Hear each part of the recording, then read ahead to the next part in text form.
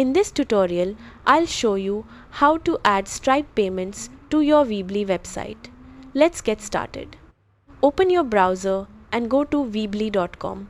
Then sign in to your Weebly account. From your dashboard, open the website with your online store and click Edit Site. In the website editor, click Settings or Store depending on your Weebly version, then open Payments. This is where you can manage the payment methods for your online store.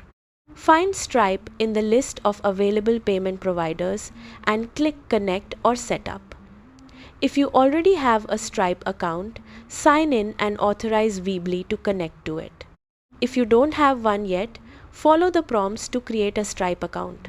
After the connection is complete, return to the payment settings and make sure Stripe is enabled as a payment method. You can also configure your preferred currency and review any available payment options.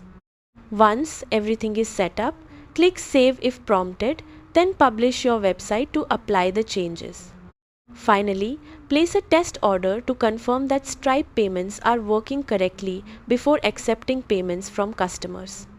That's how to add Stripe payments to Weebly. Thanks for watching.